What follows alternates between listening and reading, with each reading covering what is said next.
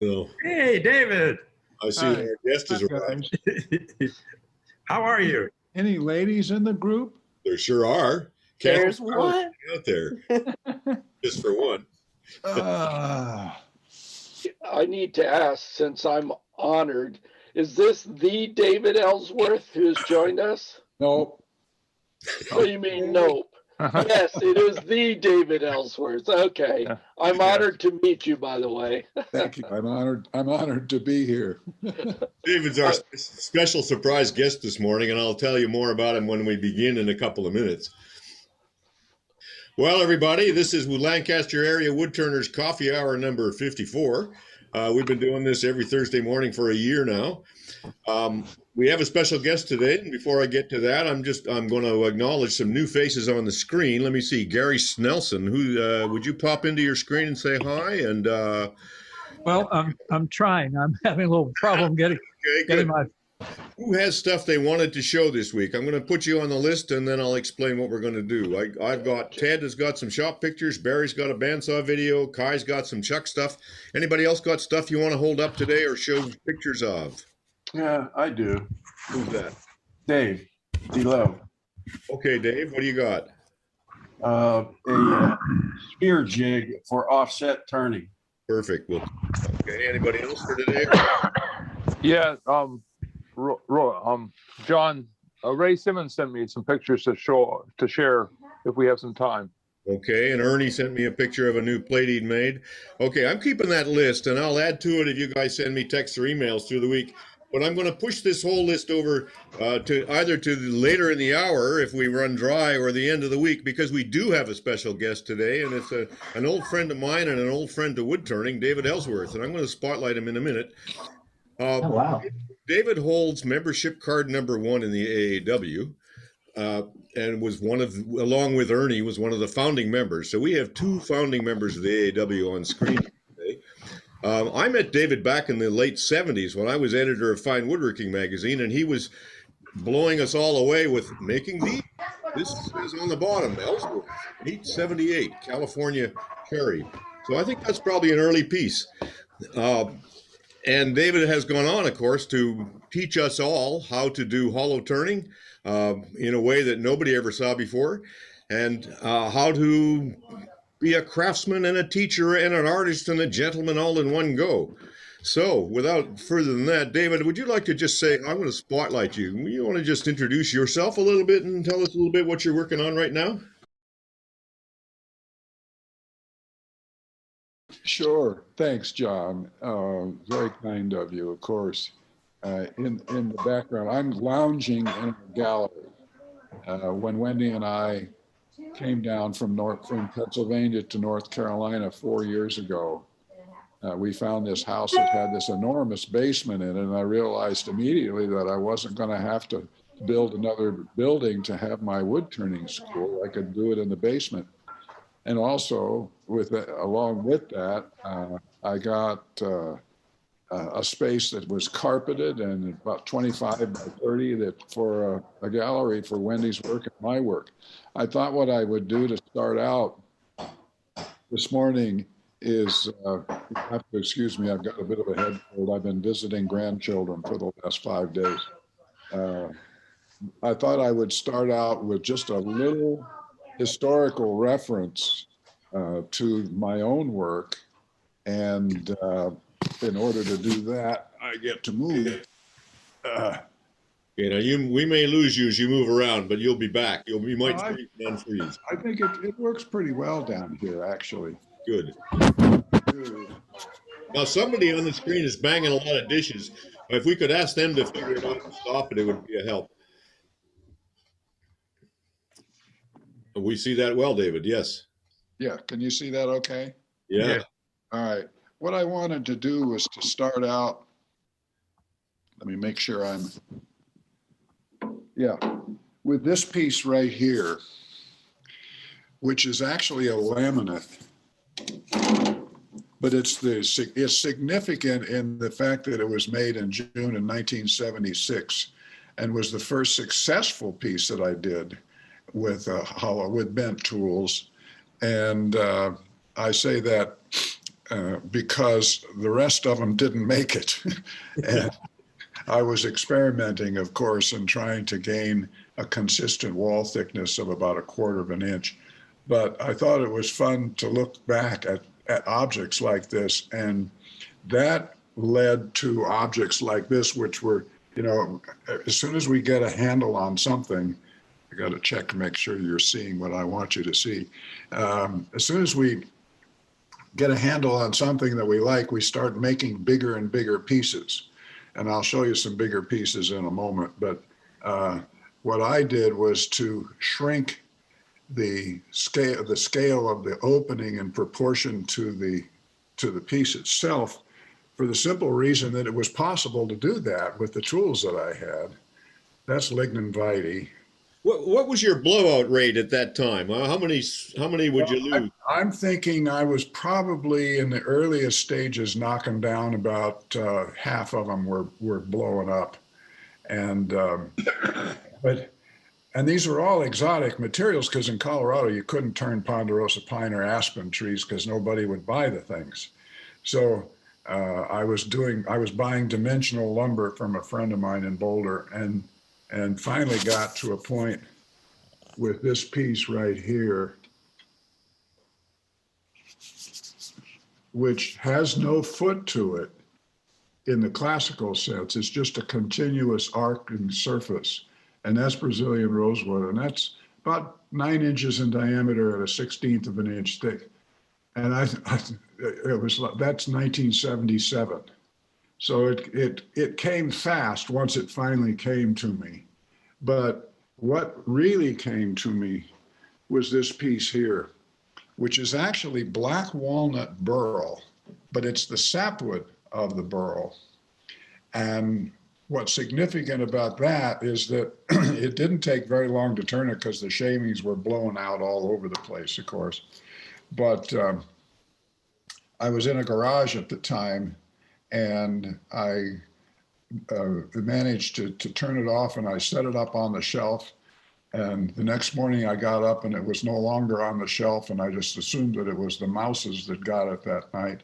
But the point being is that it distorted, and I took that lead and really blew it to a greater proportion in other pieces. I learned to love green wood.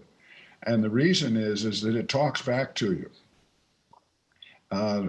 Dry wood, once you shape it, you know what you're going to get right away. And it's kind of like color photography, but green wood is more like black and white photography, in that you're not necessarily sure what's going to happen with it as it begins to distort.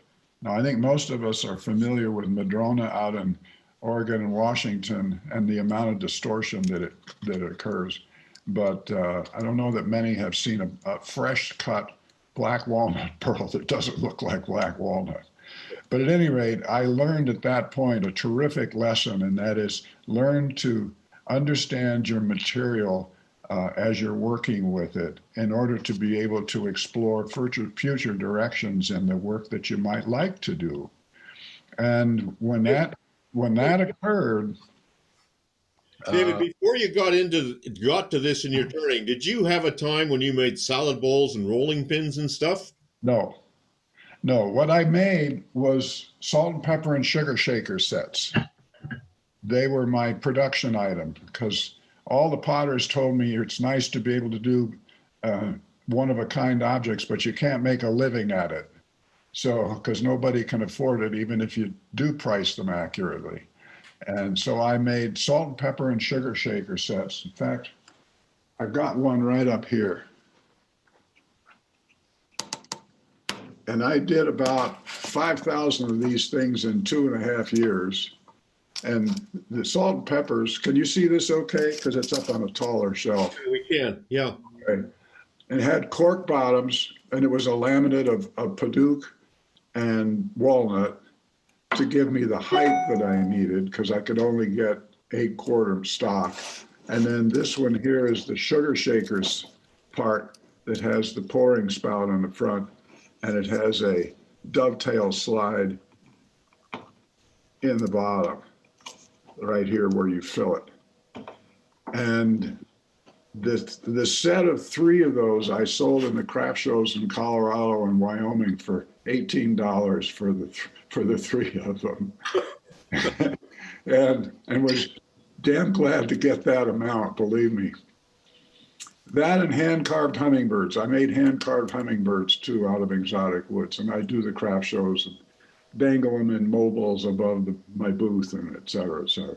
But it's a good point, because if you're trying to make a living at what you're doing, you have to figure out what your clientele wants, something that is unique and interesting and something that you can make like any production turner could do or would do in order to be able to survive. But then as I back off from this individual piece to the wall itself, the kinds of things that I have done in scale are pretty sizable stuff.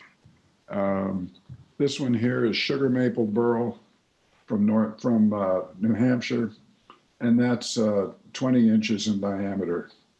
Now, are these pieces you've kept for yourself, or are they ones that have a price tag on them and haven't sold yet? It's a combination of the 2, John. And what I have done throughout my years of working is save the best pieces for myself out of a burl, for instance, or a group of materials, and knowing that someday down the road they're going to have a value that's different than the current value that I placed on them. But I moved from working with burls and that type of objects to working with paint and with fire, so that I could burn, and I turned a lot of ash, like your friend spoke this morning. And because it's such a unique material and it's so versatile, that it picks up a texture when you're working with it and as it dries, and of course when you burn it, it's burning out the soft fibers of the grain, and you get a wonderful texture on it. But I found this metallic fabric paint, and boy, it was very exciting, and I did a whole batch of these pieces over a couple of years period of time. And the biggest one was 20 inches in diameter as a sphere. They were all spherical forms. How long would that have taken you to turn? 20 inches? 20 inches, probably about 6 hours. And a lot of that is picking shavings out. Yeah, most of that is blowing the shavings out and digging them out with a scooped little bent over 1/4-inch brass rod. Now, are you using any kind of a laser hoo-ha to know where your cutter is, or are you working by feel? I couldn't even spell laser in those days. I just do it by feel, and I use a bent wire caliper that I make up. In fact, if you go back to your old days of fine woodworking in 1979, I think it's the May-June issue, the first article that I did on hollow turning that John edited for me. And there's a picture of the caliper that I use it's just a wire, 29 inches long and 3/16 in diameter, and it's bent in an odd way so that I can measure the wall thickness in the upper region and then in the center region, and then flip it upside down and I can measure in the bottom region. Costs about $2. And it's literally something that I use on every hollow form that I've ever made, because it assures me that my sound, the sound that I get from cutting, is accurate to the. Your mic just cut out. Where are you? Oh, sorry. There you go. Okay. Is accurate to the actual wall thickness that I have. So how do you keep from going through? Are you paying attention to sound, or how do you know when you're almost going to bust through when you're inside? Yeah, well, you do pay attention to sound, because each species and each wall thickness has its own characteristic sound to it. and there's a lot of overlap in that as well. But anyone that's turned a thin object understands the nature of sound. And I'm getting better at it because I just got hearing aids. So I'm learning that technique as well. David, could you show us that tool? Yes, let me set this down so I won't get you guys dizzy, and I'll go grab one real quick.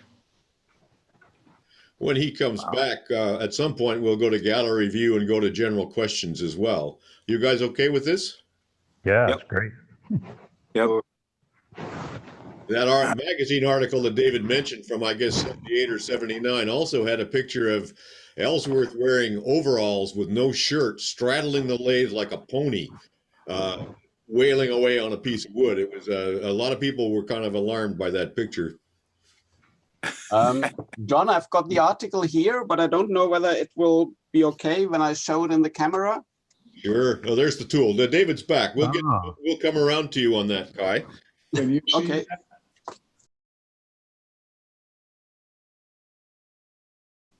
Can you see that? Talking about. Yes, We very see well. it. Okay. So you notice that the tips are offset. They don't come together like a normal caliper. Well, I guess that makes it an abnormal caliper. But the point being is that I work with it as a reference tool. So if I think I have a 1/4 inch wall, I'll set that gap to 3/8.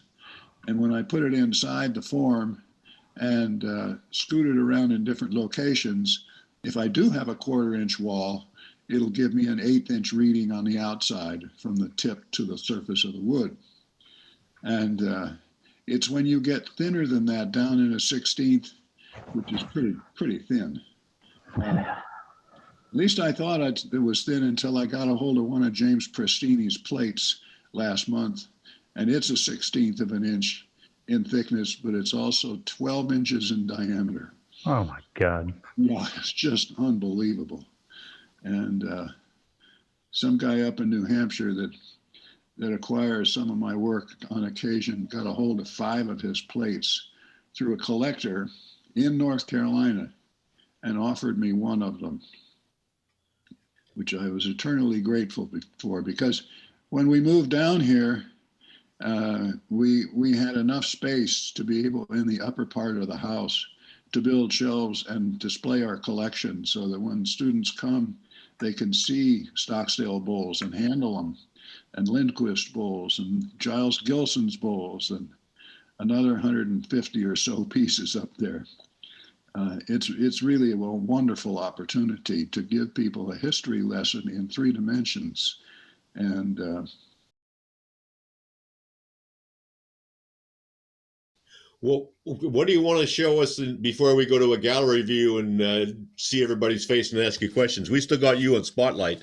You got some more stuff there in the gallery that that you'd like to talk about, or you're willing to talk about?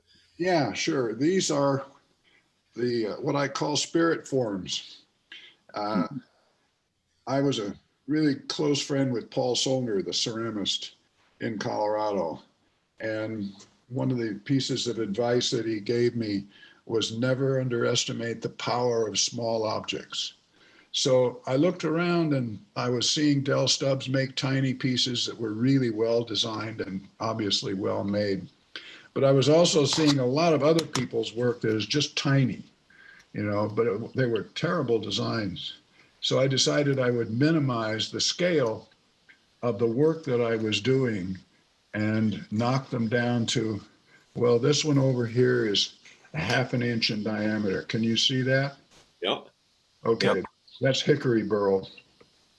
And I learned very quickly that you can't sell very easily one piece at a time. You've got to have comparison. So I made them in sets of 3.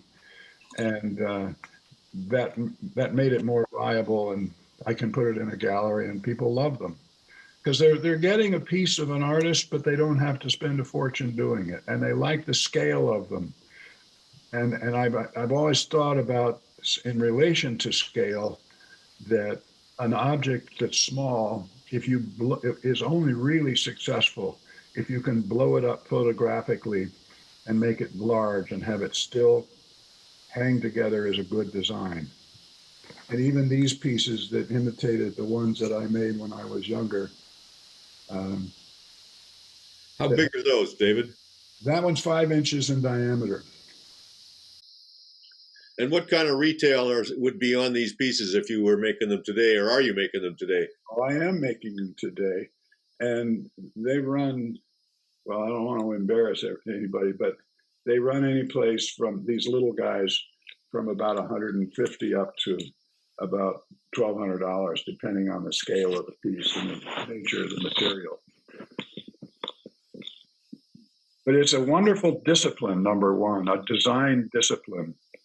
To be able to work at this scale. And I'm still using my big gouge, except at the bottom. When I reverse it and put it into a vacuum chuck, then I use the big gouge again. But the tools that I work internally are screwdrivers and Allen wrenches primarily. There's also a bunch of them are made out of Irish concrete nails, which may seem odd, but they're long and they're strong and they're skinny. And so you've got enough nail to put into a handle and still have a good report from the front. So at any rate, if I scan out here to this side of the room, you can see a variety of different pieces over here. And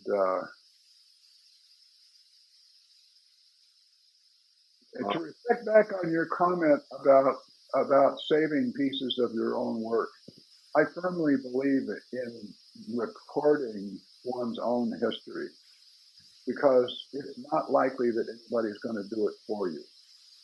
And still, at the same time, I think it's important to make these objects available to people if they're taking the time to come down here to North Carolina to look at them, either here or in Momentum Gallery in downtown North Carolina, Asheville, which is the gallery that I work with. It's a sculpture and painting multimedia gallery that's one of the few left in the country. And they handle these works also. So this one here is 26 inches in diameter.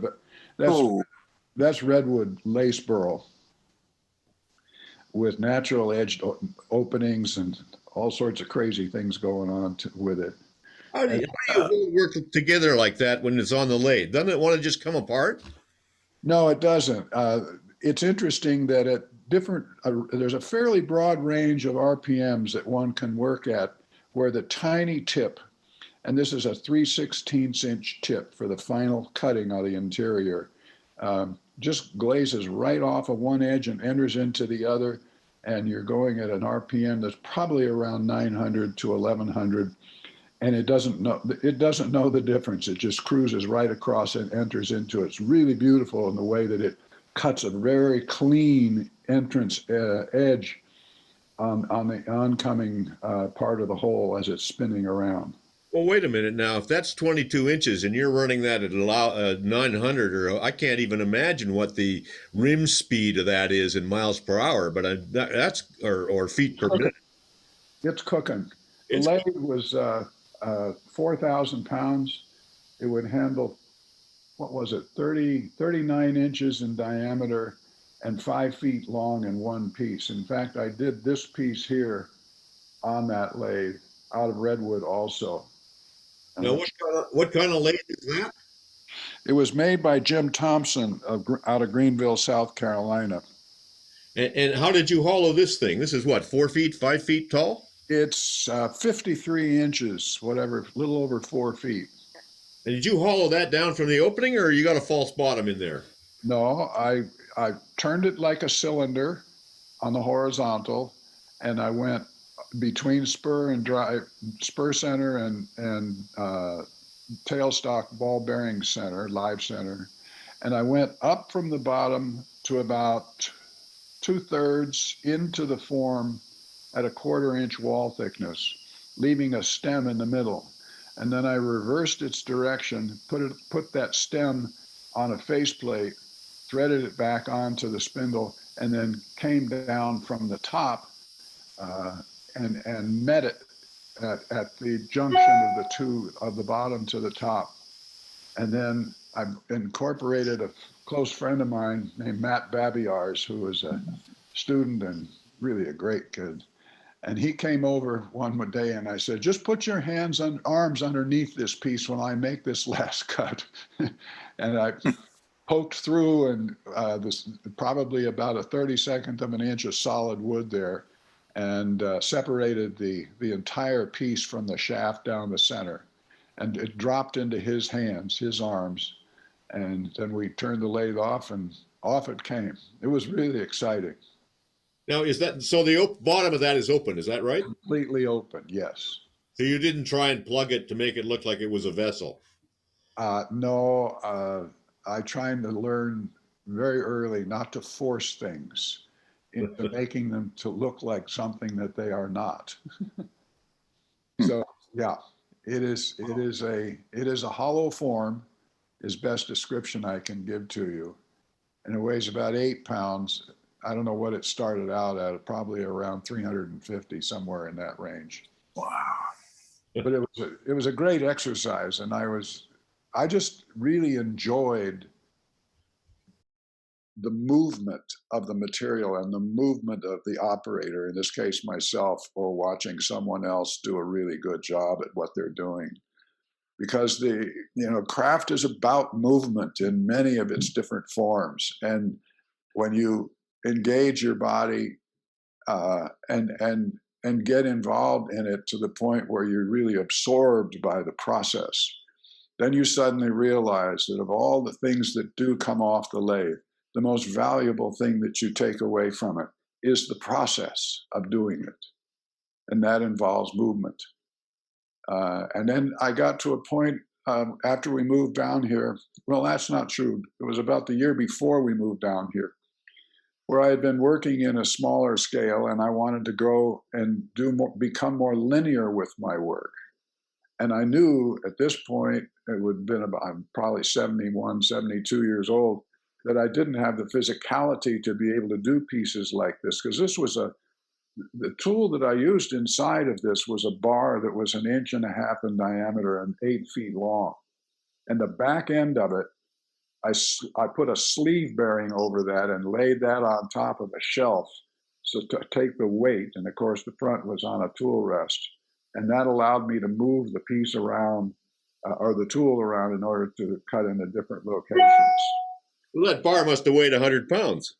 No, I don't think so. I think probably about 35 or 40, somewhere in that range. But it on the end of it, I had one hole that came in at a 45-degree angle to the end of the bar, and that held a 1/4 inch square cutting tip, and then a 3/16 inch cutting tip, and then the main hole in the end of the bar that shared the Allen screw with the 45-degree hole was for the 1/4 inch tip that I did the boring going down inside.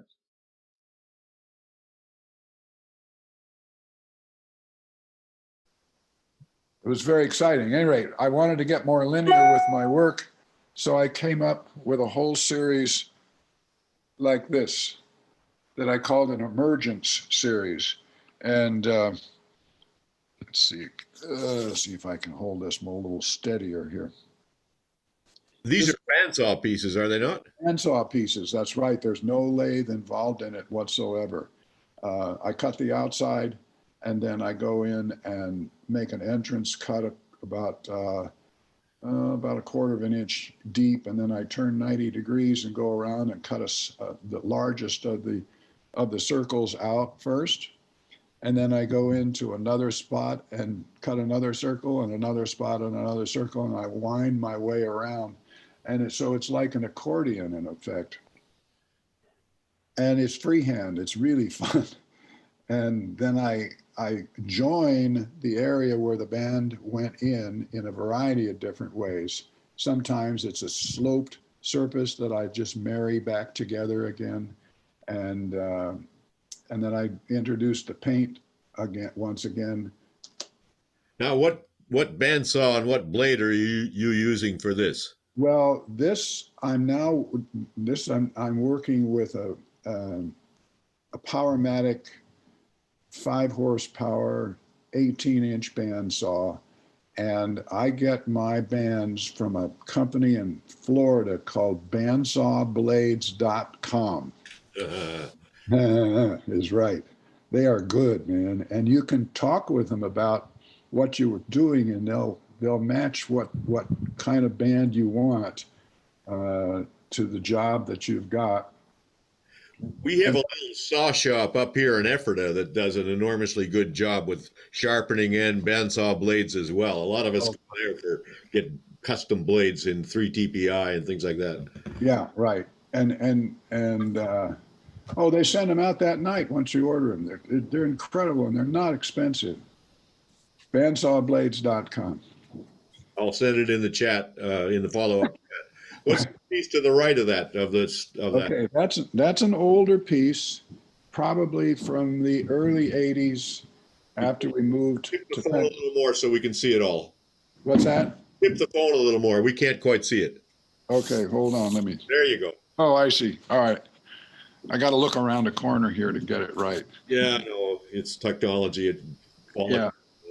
And that's, again, a hollow piece. Same method that I used with the big redwood piece, where I come in from the bottom of the form to begin with and leave a post in the middle, and then come in from the top and match it. You've got to match your wall thickness accurately, though. That's where my wire caliper has become a lifesaver.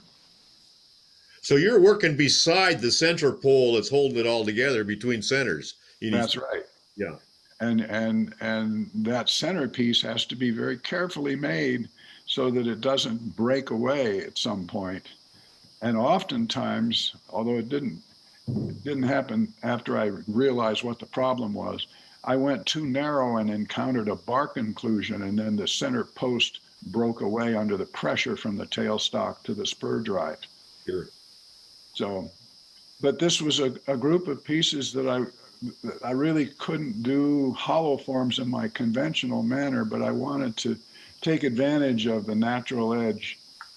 So I did on both top and bottom. So I did a variety of different shapes like this, with some sections like this obviously has sections in the bottom that is cut, but other sections in the foreground you can see where it has achieved a natural edge.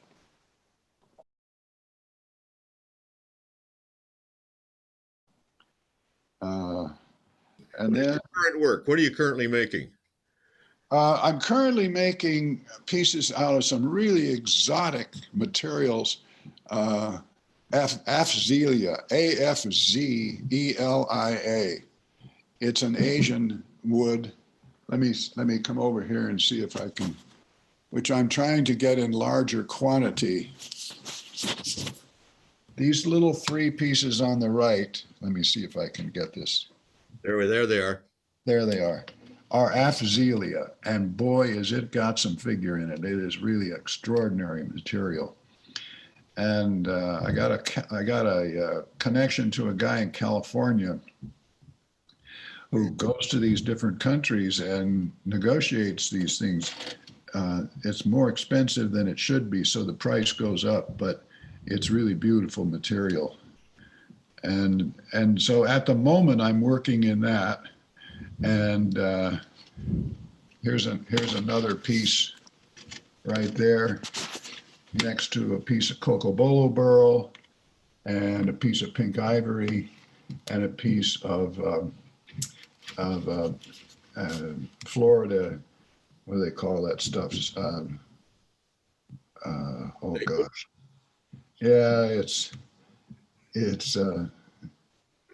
I've got a senior moment here. Sorry.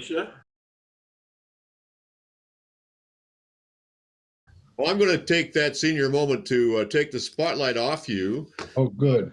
Go back to the gallery view where we can see everybody, and we see you someplace on the screen here. And I think maybe people might like to ask you questions. Who's got a question for David? Before asking a question, John, Yeah. could I just acknowledge to both David and Ernie that I'm really thankful for you guys that are the trailblazers of our craft and the work you've done over the years to make it a much better marketplace for the rest of us. And it's just wonderful to see the work you're doing. And it's great to see, David, that you're still at it and still enthralled in wood turning as much as anything else. So thank you.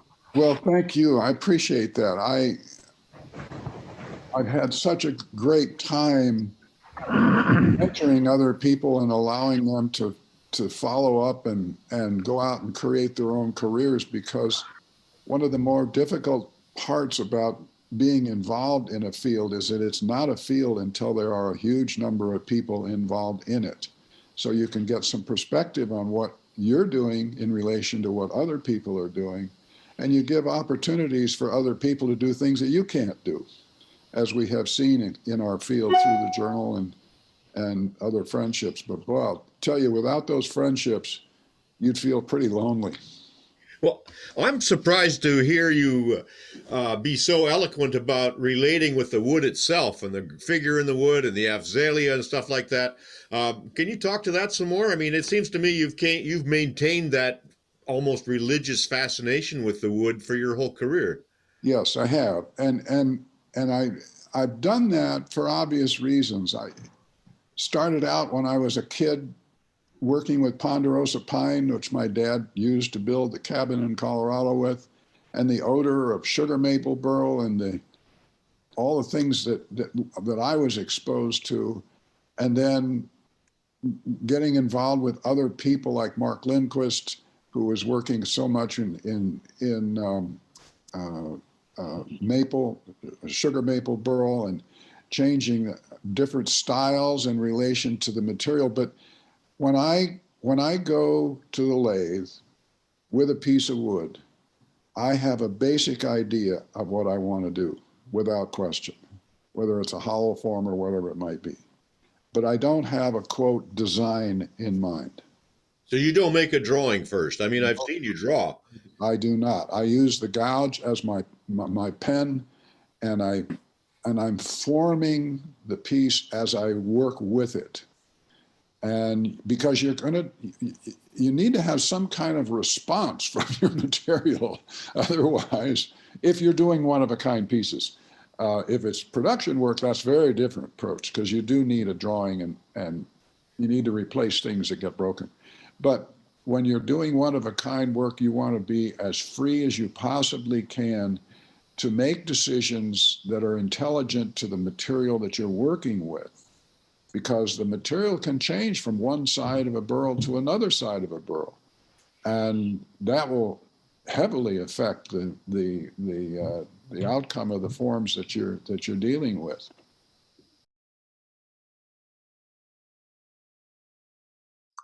And with that in mind, what I do, especially with students, is instead of talking about design when they bring a piece of wood to the lathe, we talk about developing a piece. And what that does is it takes the pressure off the student who doesn't, or probably doesn't, have a lot of experience in the arts, to get rid of the baggage that the word design oftentimes lays on people. And it's a tough one to get past, because you don't have the tools, and either the physical tools or the mental tools to work with the concept of design when you're starting out. So it's exciting to watch by demonstration and then by observation how a student works with a material. If they get to a point where they're uncertain about what they're actually doing, you can walk over and say, well, what would you like to do? What is the material doing talking to you? Well, I hadn't thought about it that way, but it's important. How much teaching do you do now? Well, I generally, obviously, with the COVID, I've had to cut back for the last year and a half. But I have set up dates now from late August up until January or through January of 22. And I drew on my waiting list for people who were inquiring as to whether I'm going to be teaching again. And I'm currently full up now through January. I only take how many people at a time, and how long do they come for, and all that? I take 5 people maximum, and they come for a 3-day period of intensive work. And we used to serve 3 meals a day in our house, but we're only doing 1 meal now, the luncheon meal, so that they can get their breakfast and their dinners elsewhere. And part of the reason, oddly enough, is that today there are so many different diets out there that we just can't keep track of everything. And when they come we figure it's much smarter to do it that way, and I can cut down on the lab fee, which was $100 a weekend, and taking it down to $75 to help them pay for raw materials when they go out to a restaurant for breakfast or dinner. So it's really fun. And I've got 5 robust lathes here to entertain people, and we just kick ass and take names. It's really a hoot. So do you do this every weekend? No, we do it. Well, this coming year, it's twice a month. So you might have 24 classes in a year. Yeah, about. That's a lot, David. It's a lot of work, but on the other hand, I'm only 76. Hey, I got a lot of time yet to go.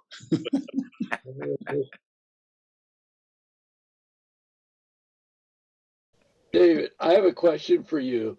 Sure. What does the wood tell you that flies apart while you're working with it? Well, probably you're being too aggressive. Secondly, you're presenting too much of the edge of the tool to the material. And if it were a case of a gouge, it would be too much edge that's not yet supported by the bevel. Now, interestingly enough, there's a cut that I use on a natural edge bowl and a cut-rimmed bowl to do the interior. It's the final cut before sanding. So, of course, I call it a finishing cut. And that cut starts out on the bevel, but it's on the left-hand side of the edge, but it's only near the tip. And the design of the gouge that I have is set up in such a way that with the tool horizontal, the shaft is horizontal, and the line across the top of the flute is horizontal. If you touch the bevel to the wood, you can only get about a 1/16th, possibly an 1/8 of an inch of edge to touch the wood, and that's what you want.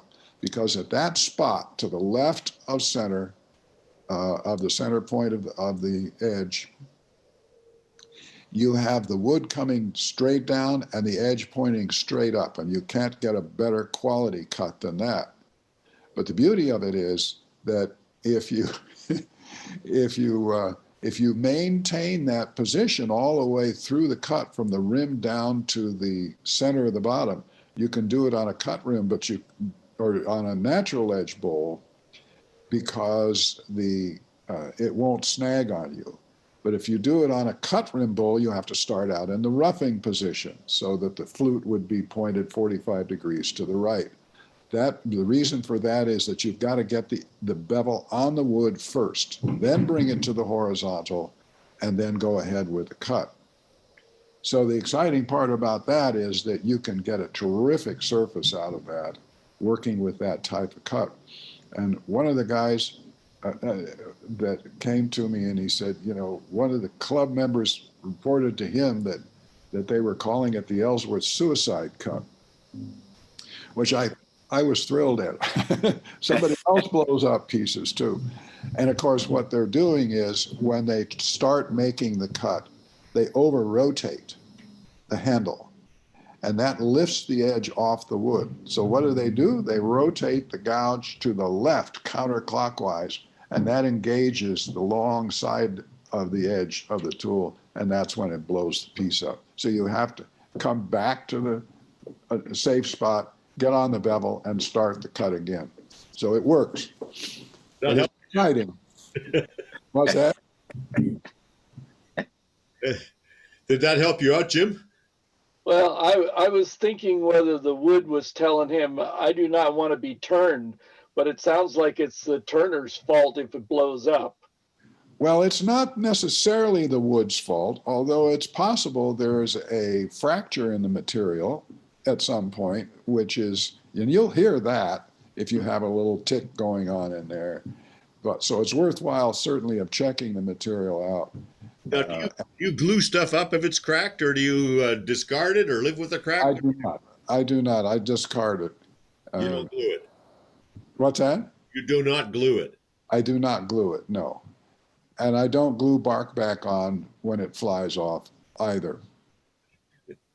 It's a futile process, actually. If you glue bark back on a natural edge, it may last for a while, but super glue is non-longevic lifestyle or lifetime, and it'll come off later. Or someone will pick it up and put their thumb over the bark and it'll snap the bark off because it's a different animal than the sapwood underneath it, and it's separated by Mother Nature's, cambium layer, and that's the problem. So you have to treat it a little differently, but it's exciting.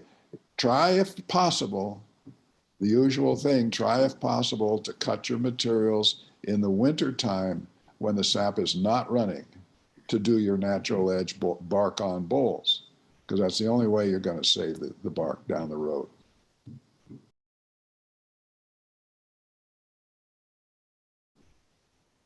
Anybody? Okay, let's have more questions for David. I know that Kai has in fact got that old magazine article. Have you got it there, Kai? Yes, I have. Actually, it was in a collection called Fine Woodworking on Faceplate Turning. I happen to have edited that decades ago. Okay, yeah. And it's from 1987. And I just took three photos from the article because that's better than looking at the original article. And maybe I can try to share them. Go for it. So let's see. Is that the one you were talking about, John? Talking about. Now, wasn't there a picture of David straddling the lathe like it was a horse as well in there? Yes. Let me see. This one. That's the one. There it is. Now, that 87 refers to the publication of that particular book. The original article came out in 79. 79. Okay. Yeah. So, yeah. It's a collection of articles, so it must be later, yeah. Yeah. Yeah. At least he's wearing a face mask. Well, that's a good point. Well, go for it. Do you always wear a face mask? I always wear a face mask, absolutely. You ever been hit? I have been hit, absolutely. Everybody's been hit. And if you haven't, you will. And the hardest part of all is going to a demonstration and they don't provide a face shield for you. And a piece of bark flies off and hits you in your glasses or on your forehead or something. But I have a lot of testimonials from my students who say, thank you very much. I didn't wear my face shield before I came to your class, and I got home and I got whacked, and now I wear it every day.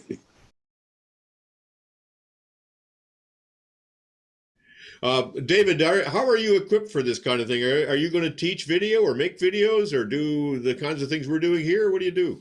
Well, I have a setup here where I'm doing RIDs,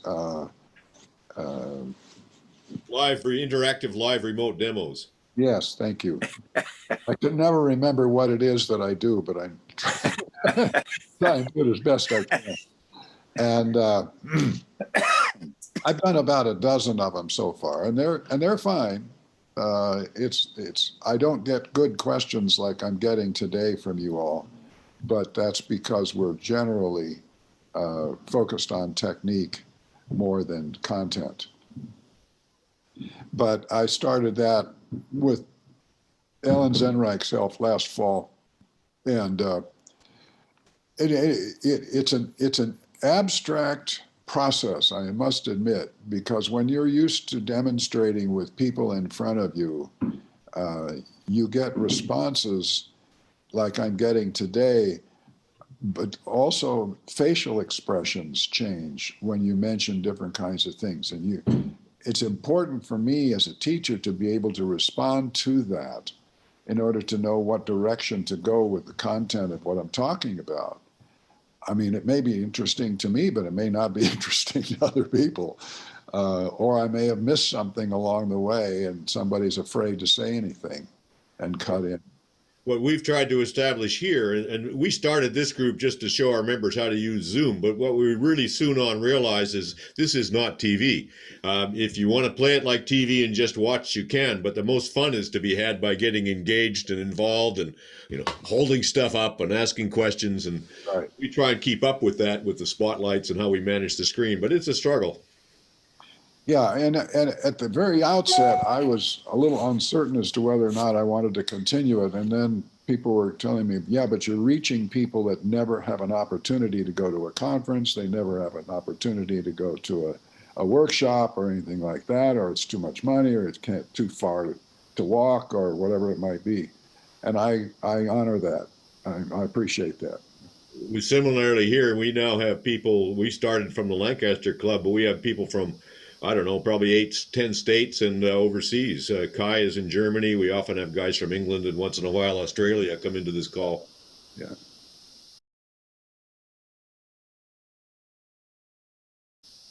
Questions for David?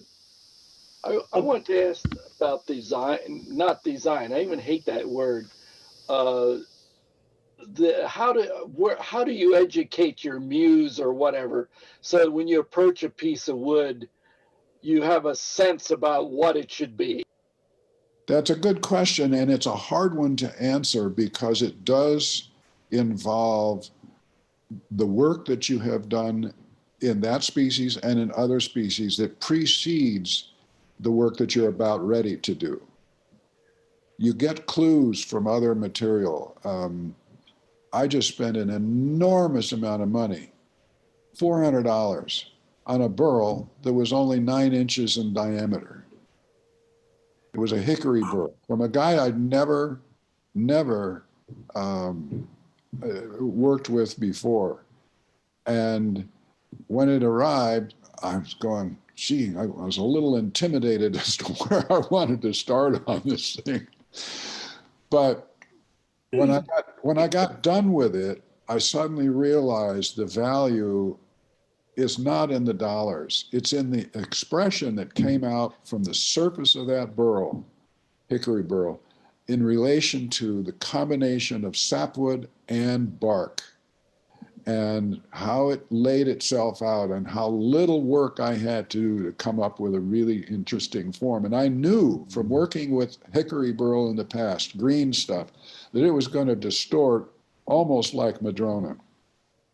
But if you've ever turned hickory, you also know another thing, and that is that it's really dense. So if you're going through a small opening, you have to take your time with a variety of different tools, because the smaller the opening, the smaller the diameter of the shaft of the tool can be, and the longer it has to be to get to the bottom of that form. And that's really awkward. So it was one of those cases where I managed to pull off a 1/2 inch diameter opening at the top of it at 9 inches in diameter, finished. And I got a lot of banging around inside, but that's again a lesson to me to learn how to, I use in my book the concept of shaking hands with the wood when you go in with a tool. Don't you have a ceramics education? And what about looking at pieces of museums? I did. I threw pots for 1.5 years as an undergraduate. Does that inform wood turning? No, that was during. I mean, does it help? Does it help? Because how is that background helpful? Oh, what's helpful is you understand the relationship of you as a operating individual in relation to the material itself and how to squeeze the clay and what pace that you take through it in order to make it work properly for you so it doesn't just fall. And it's like working with any material. If you're starting to learn how to weld, you mess it up every time. And you're working with clay and wood turning, you're going to do that as well. You have to get past that process or through that process and get past that stage. Do you look at museum? John, oh, sorry, go ahead. Did you study museum work as well? I mean, when you're working on forms and ideas, do you look at? I did not. I did not. I grew up in the Southwest in Colorado, and New Mexico was our playground, and I was heavily involved in working with Native American pots. My parents had some. They had also a bunch of rugs, but I looked at Maria pots and blue corn pots from the time I was an infant all the way up to today. In fact, I just saw one the other day at the museum here in Asheville when I was there last weekend. It was a Maria pot that it was a good 18 inches in diameter. It was huge.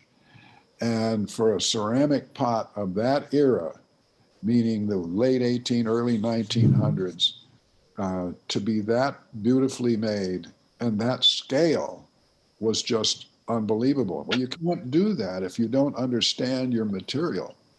So learning about wood is a wonderful way to be able to develop forms that you might otherwise not have considered making, just because you have a greater understanding of the material as you work more with it.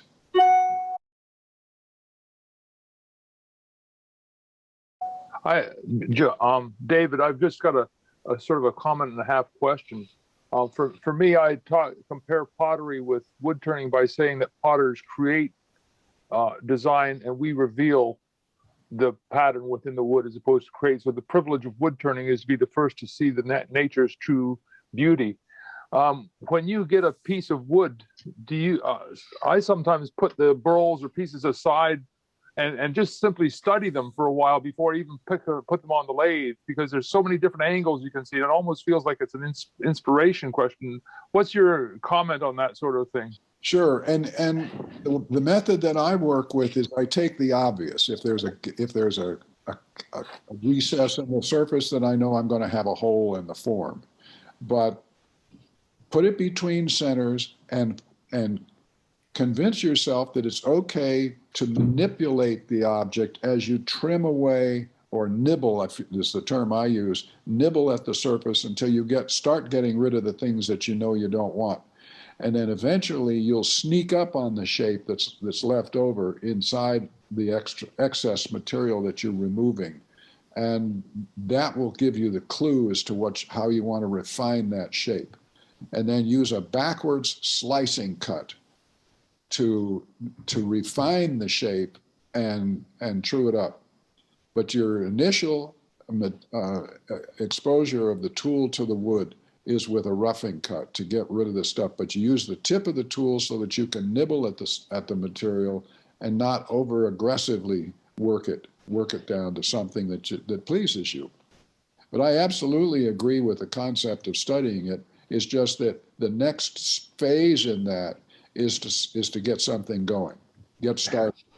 And it's and your spur and your drive center and your tailstock center are ideal tools to be able to alter the position from your original idea to something new as you learn more from the material that you're working from. So you change the center. You'll undo the tailstock, rotate it a bit, tighten it up again? Absolutely. How many times might you do that in a piece? What's that? How many times in a piece might you do that? It totally depends on how accurate I was from the very outset putting it on. And if you're doing a natural edge bowl, it's really nice to practice with those because you can adjust the height of the wings by using repositioning the tool in the tailstock. The spur center, the spur drive in the front portion is pretty given because you're dealing with a certain amount of diameter on both axes. But the tailstock point is fun to position it in different locations in the live center in order to be able to get different effects out of the top of the natural edge. Putting it another way, you can adjust the height of the two wings of a natural edge bowl, but that doesn't, if you get at the same height, but that doesn't mean it's going to be a better bowl.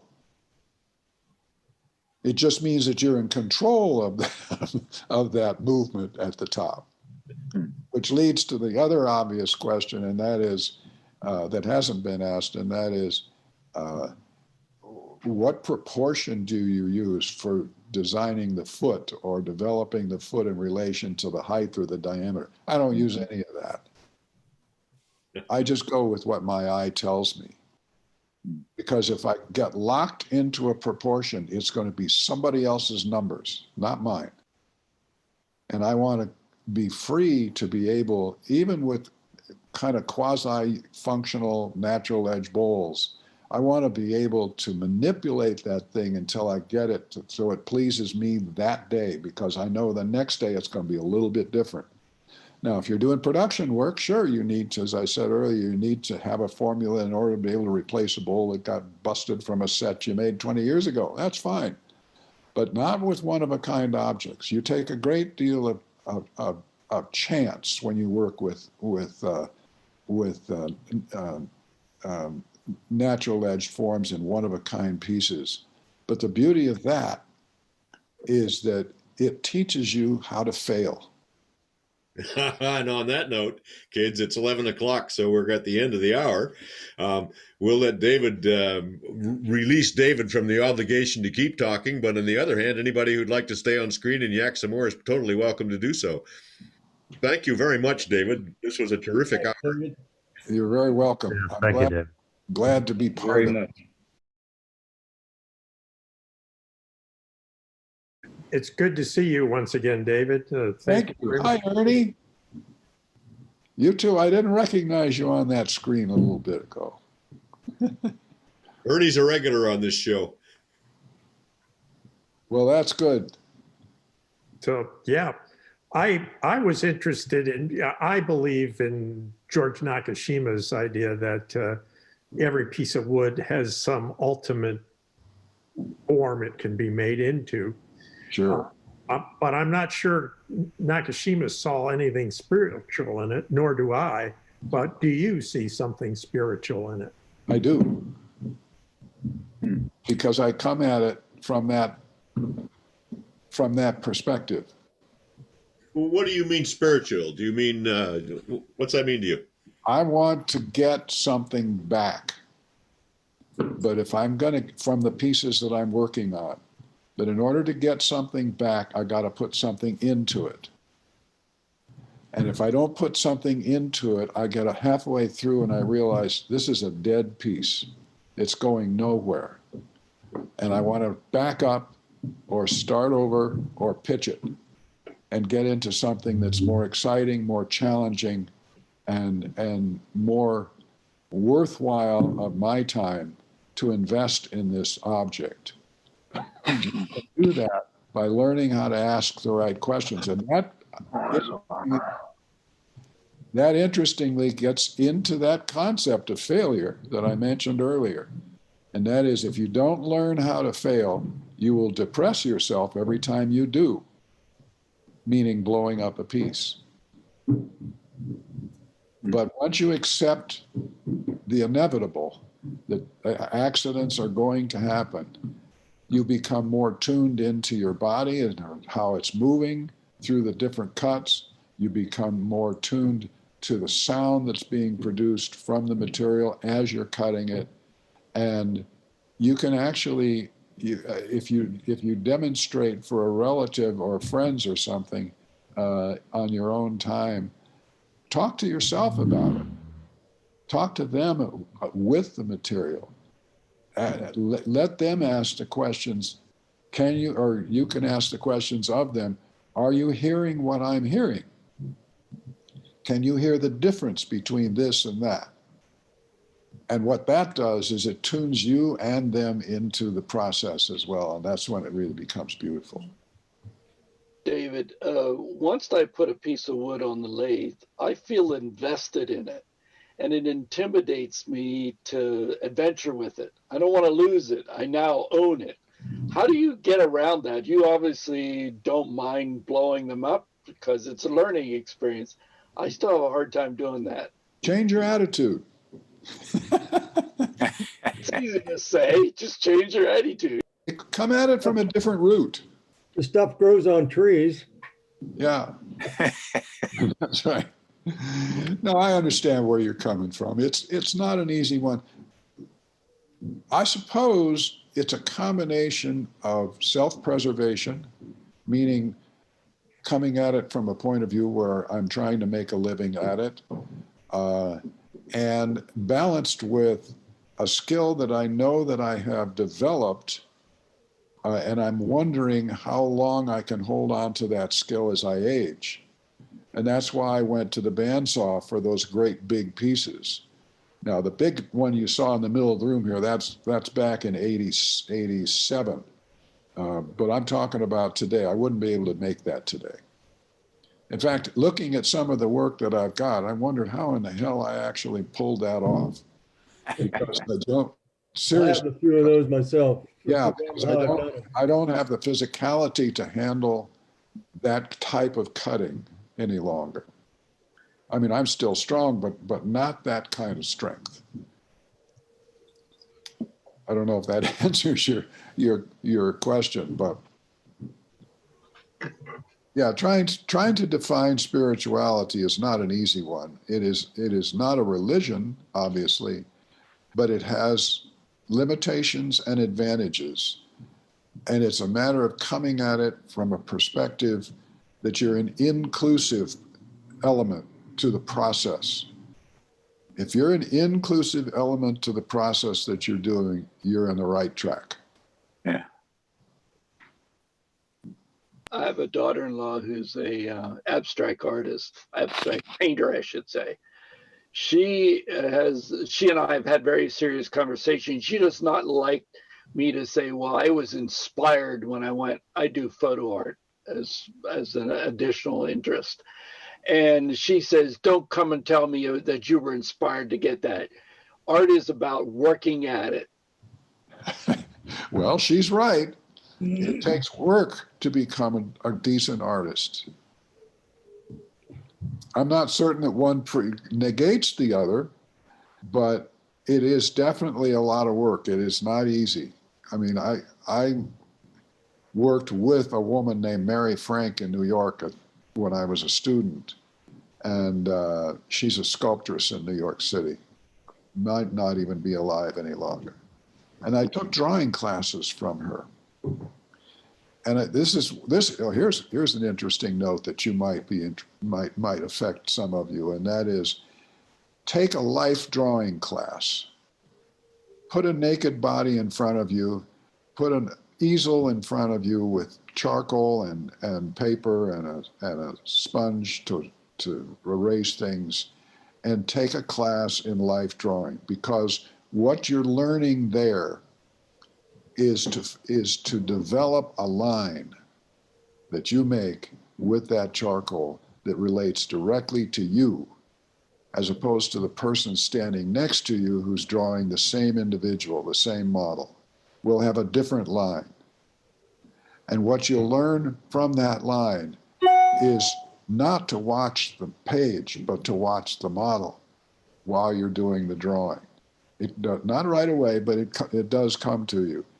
And what that does is it gives you a sense of volume to the line that you're using. And that's what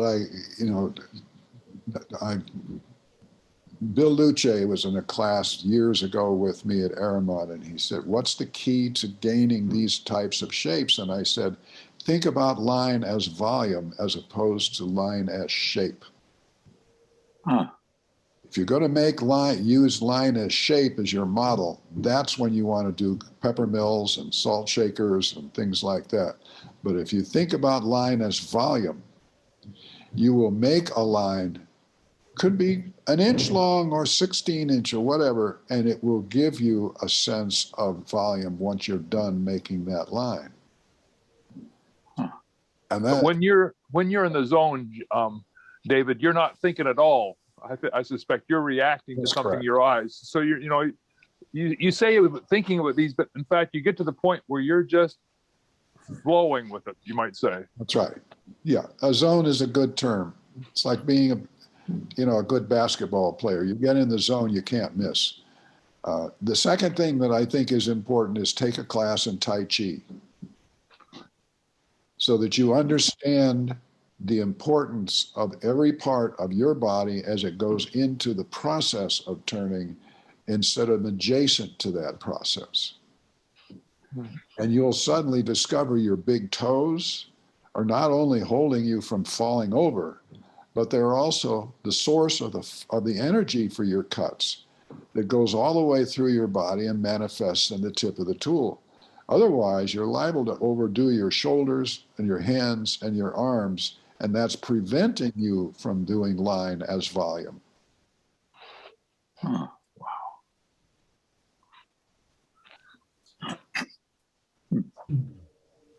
You've obviously spent a lot of time thinking about this. True. And that's what your comment earlier was really important, is when you're making, you're not thinking. Because as soon as you start thinking about what you're doing, you're going to make an error. David, you're talking about keep being aware of your body. I've learned a lot of that from you from years back. I saw you a couple times here in Lancaster and Right. at the AAW as well. And I know you emphasize a lot of that. Another individual that I've got a lot of that from is Stuart Batty. He emphasizes position and how to position your tool and your body and work together. And I've learned a lot from that. Good. Then I'm not a solo entity out there. I'm so happy. The other thing that is given here because of your vast experience is you know your tools well enough that you're not even thinking about how to use the tool. It becomes an extension of you. Some of us are still learning that because we don't have the years of experience of what that tool is as an extension of us. Is that correct? That's correct. That's correct. Which should be a measure of encouragement for you in that. Because as you're working with a tool and you feel like it's really, really working for you, that's when you're united with it. And then you make a goof and you say, oh boy, I must have been thinking again. Well, I think another way to learn your tools is to do a variety of different topics. I do a lot of bowls, natural edge, cut rim bowls, but I do a lot of inside out, different types of things. I see somebody doing a demonstration of an odd topic and I think, well, I'm going to try that. And I've made a variety of different things. And when you're cutting mostly air and a little bit of wood coming around on an inside out or something like that, you learn that you better have good tool control or you're going to have a real mess. True. So that helped me a lot. And when people talk about tool control, it's a little bit abstract for the receiver of that conversation because they don't necessarily understand what you mean by controlling the tool. Too many people, I think, try and go in to overpower the cut by putting muscle into it. But if you sneak up onto a cut by very gracefully touching the bevel to the material, if you're using the bevel, and then easing the edge into the material, you're suddenly discovering the tool's potential as it begins to make the cut. But too many people go after the cut thinking that the edge, which obviously is going to do the work, but thinking that the edge is the primary resource for that cut, when in fact, it's the body that's the resource. And the bevel becomes the means to allow the edge to join the wood, and as I said earlier, to shake hands with the wood.